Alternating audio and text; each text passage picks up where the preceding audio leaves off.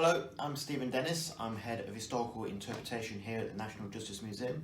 And I've been working here, I first started working here in February of 1999, so in the last century.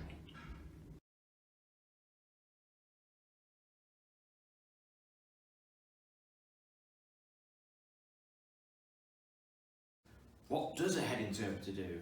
Well, I write all the scripts that the other interpreters have to perform based on whatever our programmes are. I get involved with our yearly programmes, trying to create a theme for the characters to perform in the museum, such as Escapes, which is coming up soon. So finding the relevant characters from history who did exist, who did escape, and writing their stories that we can tell to the public. So that's one thing. Making sure they're delivered really well by the staff, who always do a great job, and making sure that their costumes are okay, that sort of thing. And I do quite a lot of historical research as well, which always helps the staff with their knowledge, so they have something to say to the public.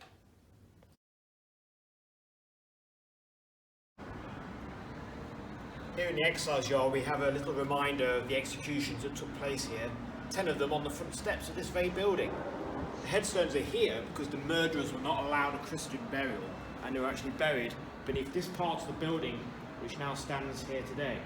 And on more than one occasion, a figure has been seen passing that doorway, which is the threshold of the part of the jail where the bodies were buried. Yes, on more than one occasion a figure has been seen passing this entranceway. I saw it myself once, just standing here in the yard, out the corner of my eye, and then found out another member of staff had seen exactly the same thing. When I mentioned it, they were slightly shocked that they'd experienced exactly the same thing.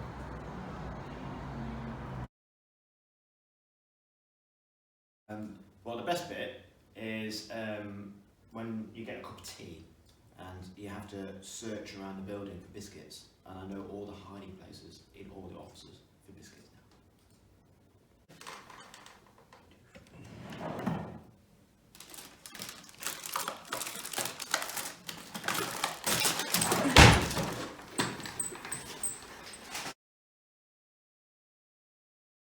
Strangest thing to happen to me at work was when I was performing as the jailer, and as the tourists got to me to speak to me, I had a nosebleed and I had blood just pouring down my face, which is a lesson really, just don't pick your nose at work.